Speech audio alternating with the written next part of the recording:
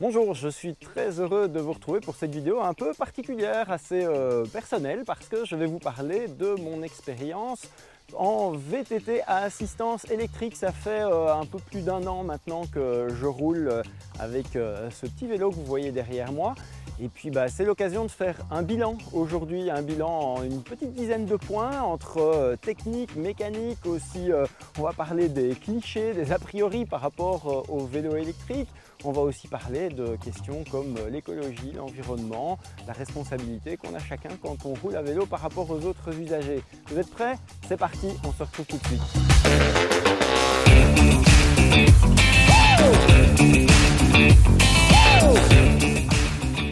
Pour faire un peu connaissance, j'ai 38 ans, j'ai 2 enfants, je suis journaliste et photographe, aussi gérant de Vojo. Pourquoi est-ce que je roule en vélo électrique là? Je suis en pleine forme et oui, c'est vrai que j'ai une bonne condition physique, j'ai l'occasion de rouler souvent, de rouler régulièrement. Mais malgré tout, quand on a une vie assez active, chargée, le boulot, la famille, eh bien on n'a pas toujours l'occasion de s'entraîner, vraiment tout le temps, de s'entraîner autant qu'on le souhaiterait. Il y a des périodes où je suis à la ramasse physiquement, des jours où je suis moins bien.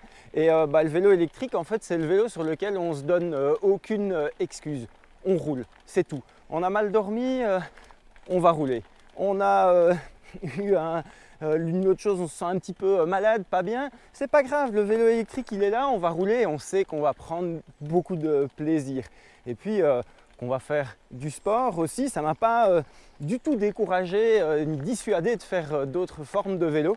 Moi j'aime le vélo et j'en fais sous absolument toutes ces formes, autant du gravel que du VTT cross-country plutôt enduro. Il y a finalement que la route qui personnellement m'intéresse moins. Je respecte, mais c'est pas trop ma tasse de thé.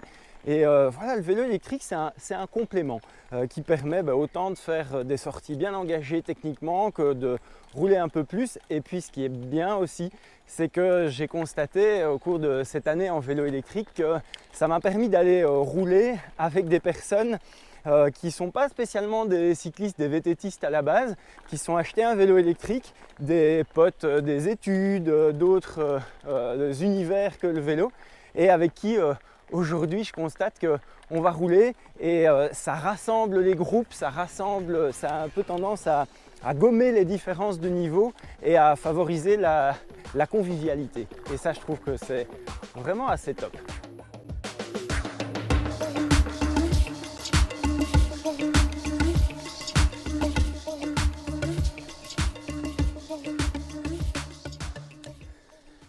Pour ce qui est du vélo, je roule sur un Specialized Levo. Je ne vais pas vous dire que c'est le meilleur vélo électrique du monde, mais pour moi en tout cas c'est un coup de cœur. Ce vélo c'est un peu le prolongement de mes mouvements, et je comprends vraiment comment il fonctionne. On ne fait qu'un en fait tous les deux, et il y a plein d'autres très bons e-bikes sur le marché aujourd'hui. Ça a bien évolué, mais voilà, c'est un peu mon petit coup de cœur. Et puis je vous avoue, c'est un comp carbone à la base.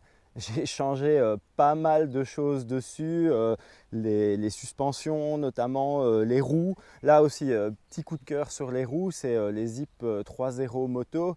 Vous pouvez voir, je mettrai le lien vers le test dans les commentaires de la vidéo. C'est un prolongement aussi du vélo électrique, ça permet d'avoir vraiment du grip, elle se donne un petit peu. C'est pas du tout des jantes, c'est des jantes carbone, mais qui sont pas du tout trop rigides. Et sur un e-bike, ça donne beaucoup de confiance, beaucoup de plaisir de pilotage. Moi, c'est un ensemble que j'ai essayé de faire très homogène, gagner du poids aux endroits où c'est possible. Il fait à peu près 20 kg, voire même un peu en dessous avec la batterie de 500 watts. Avec la batterie de 700, on passe juste au-dessus de 20 kg. Et puis pour un usage vraiment très polyvalent, all mountain, je peux faire autant des longues sorties que des sorties plus engagées, un peu plus enduro. Au niveau des pneus, j'ai essayé de chercher justement ce compromis avec les Vittoria Martello qui n'ont pas trop de résistance au roulement. Ça aide aussi à augmenter l'autonomie, mais tout en gardant du grip. Justement, l'autonomie, c'est ce dont on va parler juste après. Alors avec celui-ci, c'est quelque chose que j'aime vraiment beaucoup parce que la consommation du moteur est vraiment très basse. Moi j'ai changé les pneus pour quelque chose d'un peu plus polyvalent. Je suis resté sur du 2,35 mais quelque chose qui roule un tout petit peu plus roulant que la montre d'origine en 2,6 de large. Ça influence aussi, il y a toute une série de paramètres si on est plus ou moins chargé. Mais moi qui fais 75 kg, avec la batterie de 500 watts, en roulant quasi tout le temps sur le mode trail intermédiaire, je fais largement 45 km et 1200-1300 mètres de dénivelé positif. C'est quelque chose qui permet de faire les sorties sans trop réfléchir à la question de l'autonomie avec celui-ci. Puis il y a une batterie de 700 watts que j'ai aussi, de 700 Wh. Avec celle-là, mon record, c'est quasiment 80 km et plus de 2000 mètres de dénivelé positif. En réfléchissant un petit peu à son utilisation, mais sinon, là, en roulant un peu tout le temps en mode trail avec pas mal de dénive, en faisant un beau tour, facilement 55, 60, presque 70 km avec cette batterie-là. Et ce qu'il y a de bien là, c'est que ce n'est pas juste la batterie, c'est aussi le moteur qui consomme vraiment peu et on peut customiser les différents modes avec l'application. Personnellement, je roule avec les réglages d'origine, c'est l'application Mission Control. J'ai essayé un peu différents setups, mais je trouve que les réglages d'origine sont déjà très bien. N'empêche, cette possibilité, elle est là et elle permet à chacun d'adapter le comportement du moteur et aussi l'autonomie parce qu'on peut abaisser un peu le niveau d'assistance dans les différents modes en fonction de la façon dont on roule.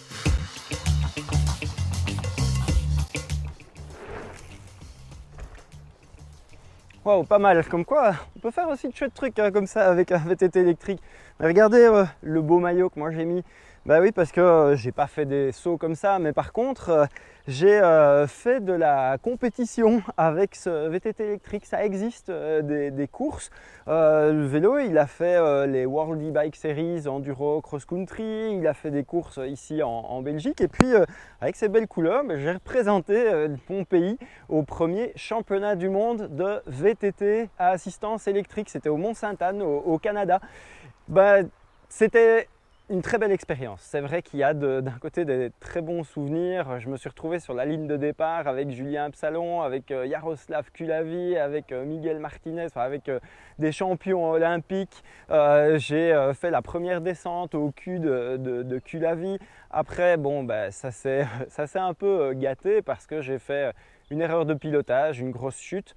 En fait, simplement, la conclusion, c'est que le moteur, ça ne fait absolument pas le coureur. On ne se transforme pas tout à coup en un champion simplement parce qu'on a une assistance sur son vélo. Il y a tellement d'autres choses, la gestion de la pression, les repérages, le physique aussi, tout simplement. Bon voilà, ça c'était le côté sympa. Maintenant, je ne vous cache pas que par rapport à la compétition de haut niveau en VTT électrique, j'ai quelques réserves. C'est bien, j'ai rien contre le fait que ça existe, mais le problème c'est que pour l'instant, on a l'impression qu'au niveau des fédérations, des instances nationales et internationales, il y a un peu que ça qui compte. Or, c'est la partie émergée de l'iceberg, c'est une petite pointe, c'est une frange des pratiquants du VTT électrique. Le VTT électrique, avant tout, c'est le loisir, la découverte, le fait d'étendre ses horizons, c'est l'accessibilité à notre beau sport. Et là, de ce côté-là, malheureusement, c'est encore un petit peu pauvre. Alors, c'est très bien d'organiser des championnats du monde de VTT électrique, mais du coup, je lance l'appel.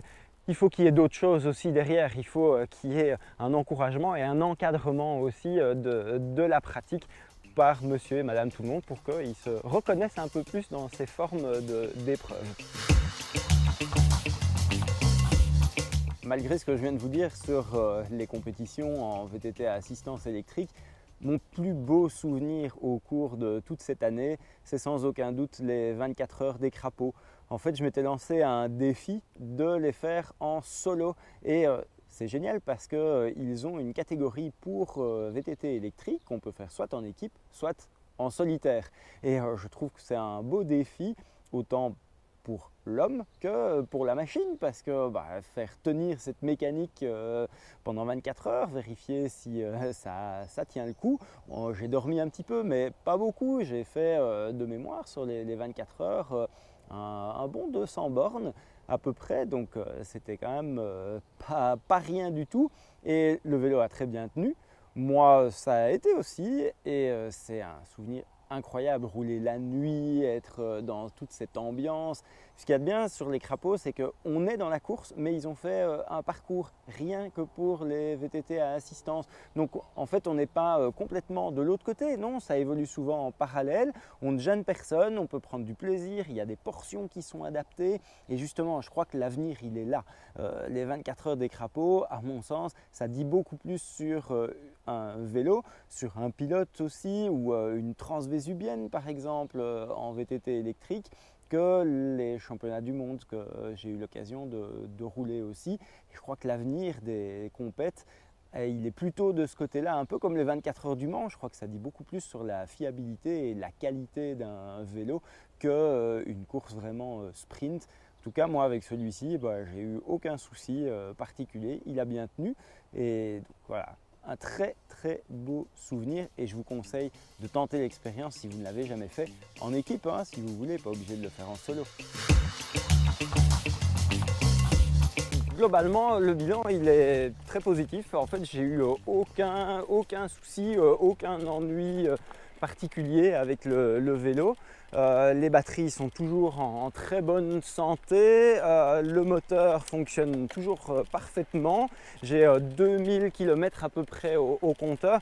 La seule petite chose que j'ai, c'est, vous entendez là, sans doute un petit craquement quand je pédale, ça revient à intervalles réguliers. Un bon graissage, démontage permet de l'éliminer. C'est un peu entre le moteur et le cadre. Il faut soigner ça. Bon, ici, je pense quand même qu'il va être temps de le faire réviser par un professionnel. Je fais quasiment tout moi-même. Là, il va être temps d'aller peut-être voir un pro effectivement pour solutionner ça. Et sinon, au niveau des composants, rien à signaler non plus. Peut-être juste une usure de la chaîne qui est un peu plus importante que sur un vélo classique, mais j'ai fait quand même plus de 1000 km avec la chaîne d'origine. Un an en VTT à assistance électrique, la première partie c'est terminé, mais je vous retrouve tout de suite pour le deuxième épisode dans lequel on va casser quelques clichés. Si ça vous intéresse, vous cliquez, on se retrouve tout de suite et abonnez-vous.